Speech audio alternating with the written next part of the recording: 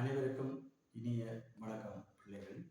இன்றைக்கு நாங்கள் புலமை கூடம் யூடியூப் சேனலோடாக நாங்கள் இன்றைக்கு ஒரு பாடத்தரப்பை பார்க்கலாம். இன்றைக்கு அந்த வகையில் பரப்பளவு தொடர்பாக இன்றைக்கு நாங்கள் பார்ப்போம்.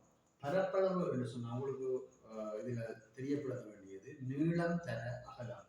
உங்களுக்கு தெரியும், ஒரு உருவத்தில் பார்த்தீங்கன்னு சொன்னால் இது நீளம், இது அகலம். ஆகவே நீளம் தர அகலம் தான் பரப்பளவு வாய்ப்பாடாக இருக்கும்.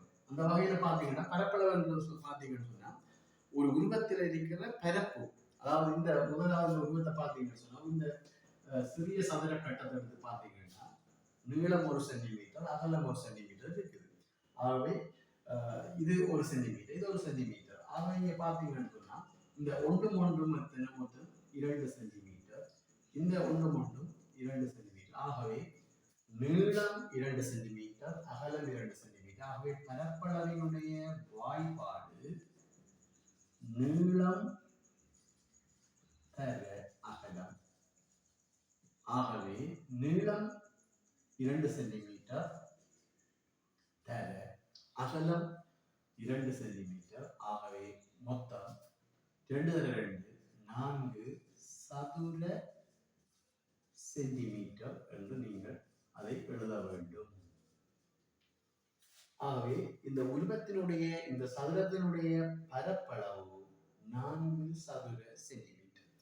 அதே போன்று இந்த செவ்வகத்தினுடைய பரப்பளவை நாங்கள் பார்ப்போமானால் நீளம் எங்களுக்கு நீளம் தர அகலம், நீளம் எங்களுக்கு 5 சென்டிமீட்டராக காணப்படுகின்றது, அகலம் எங்களுக்கு 2 சென்டிமீட்டராக காணப்படுகின்றது. ஆகவே இந்த செவ்வகத்தினுடைய பரப்பளவு 5 தர 2 10 சதுர சென்டிமீட்டர்.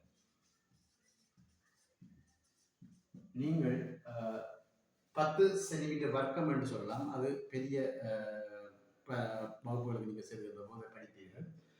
நீங்கள் பாவிக்க வேண்டியது சதுர சென்டிமீட்டர், சதுர மீட்டர் என்பதை பாவித்து இந்த பரப்பளவுக்கான விடைகளை நீங்கள் கண்டுகொள்ளக்கூடியதாக இருக்கும். ஆகவே பரப்பளவு தொடர்பாக வருகின்ற போது அந்த உருவத்தினுடைய நீளம் தர அகலம், நீள பக்கத்தையும் அகல பக்கத்தையும்